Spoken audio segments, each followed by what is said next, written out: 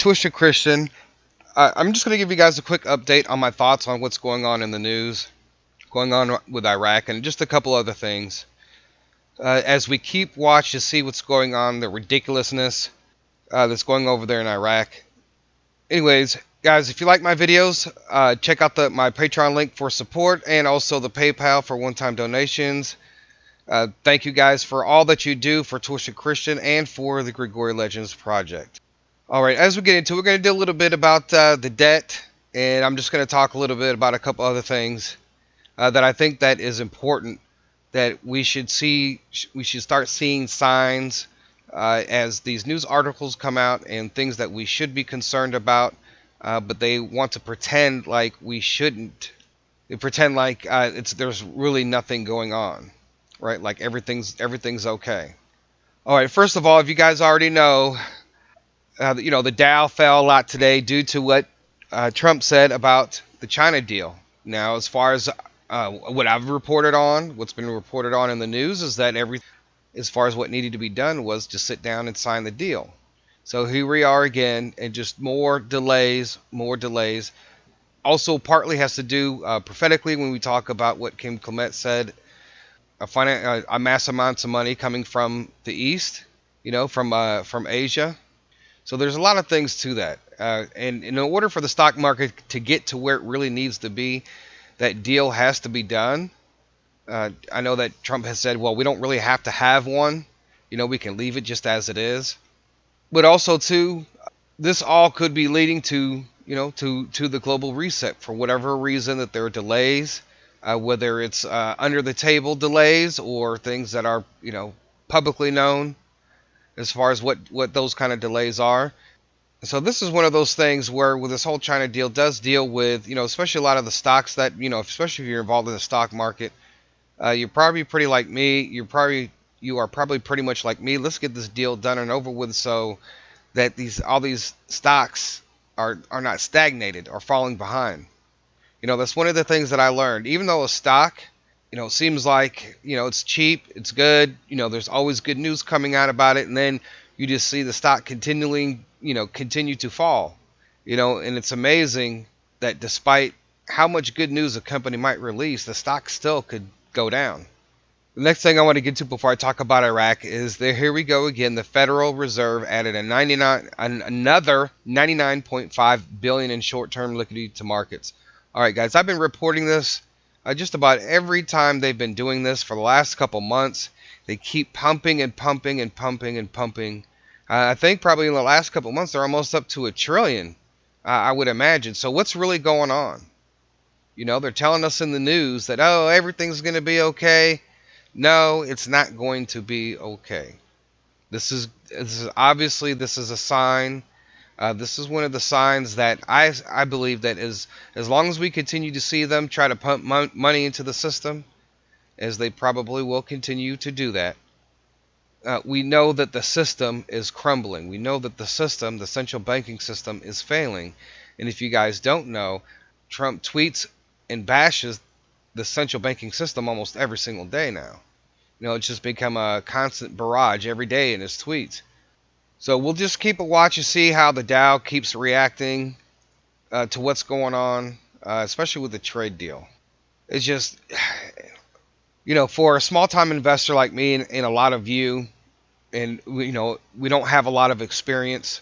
And one of the things that I've seen is that, like, despite the good news of a stock or of a company, the stock still goes down. And I've had to learn a lot and go through a lot and kind of see and experience certain things within the markets, as a learning thing. And, we're at a time where it just seems like the only people that are winning, right, are people that already have wealth, right? Because they can afford to buy the stocks that are above $1 or $5 or, $25. We wake up every day with some type of expectation, especially if you're invested in a lot of different things. Anyway, so I believe this is just a sign. Just continue to watch the Federal Reserve, continue to watch the central banking system. Like I said in the last video, the Central Bank of Iraq is, they're not really doing anything. They're just, again, sitting back and waiting and we really haven't seen anything from them. I think they're just keeping really quiet during this whole situation because they don't even know who's the next prime minister is going to be. And I don't know, this whole process, it seems like, well, they're supposed to have elections, but then at the same time, the political parties can, it's almost like they can install a new PM, and the other video that I made about the U.S. hammer coming down, I can also see the United States intervening. That part there remains to be seen is any type of intervention from the United States concerning what's going on in Iraq. So we all should be looking for that too as well. Trump hasn't said very much about Iraq. Neither has really too much except for Pompeo. But it's really going to mean something when it comes from the President of the United States. The main topic, Iraq parties and talks over new Prime Minister. Parliament on Sunday formally tasked President Salah with naming a new candidate as prescribed by the Constitution, but Iraq's competing factions typically engage in drawn-out discussions and horse trading before any official decisions are made.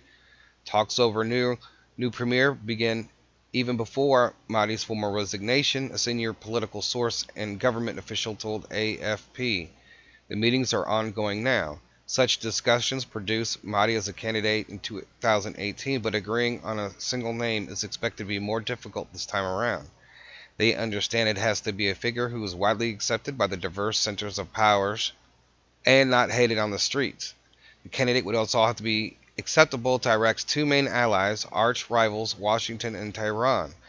The Iranians invested a lot in the political equation in the last few years and won't be willing to give up easy. See, there we go. It's just, this is the whole thing. This is one of the number one. This is, in the top 5 reasons why Iraq is not getting to where it needs to be is simply because of Iran. All right, so I'm gonna go ahead and skip down. But the protesters' demand for an entirely new face has complicated the search for a new prime minister. 2 political heavyweights said they had opted out of talks on a new PM. Former Prime Minister Abadi and unpredictable cleric Sadr, who had backed the previous government until protests erupted. They're aware the bar is too high and it's too difficult for them to please the street. So what does it mean to please the street? Because the people are not going to stop until things change now. Some of you who do follow me on every video, you've seen those videos, they want change now. And they're going to continue to do what they're doing until they get their change. And it's not going to be, and they're not going to mess around, in my opinion, they're not going to mess around even when whoever is next in line, whoever is the new prime minister. So we're just going to have to wait to see what actually takes place. I know that people, other people are throwing their hats in. You got Maliki and, that whole thing. I mean, come on. They're never going to give up on corruption. That's what you guys have to understand, that it is so politically corrupt that change is just going to be almost dang near impossible. And that's why I say one of the things that Prophet Solomon talked about was Abadi, Putin, and Trump in a secret enclosed door meeting with 2 other nations from Africa, 2 other representatives from Africa. And I said that it would take a miracle. Now, obviously, that could be very much the President of the United States putting pressure on Iraq. So we can definitely most see that happening. So that all remains to be seen. So as you go back to the chart that I have here, we're still looking at the debt. The debt is still there. It's not going anywhere. This whole thing with the trade deal and this whole thing being drawn out even longer and longer. So as far as the trade war, we may see this for almost a whole nother year. We're talking about 11 months? He was talking about until after the election. I tell you, folks, sometimes it is very discouraging. So, folks, that's what we do, is we hold on, we look for the signs, we look for the signals, we wait, because it's very important how this whole thing happens, right? Because we got to be on our toes, because if the dinar RVs tomorrow and we didn't see a market crash, then, we definitely need to be on our toes. So we just sit here, we just watch, we wait, we listen, and we look for other opportunities. I thank you guys for listening. Thank you guys for your support. And with that being said, Twisted Christian out.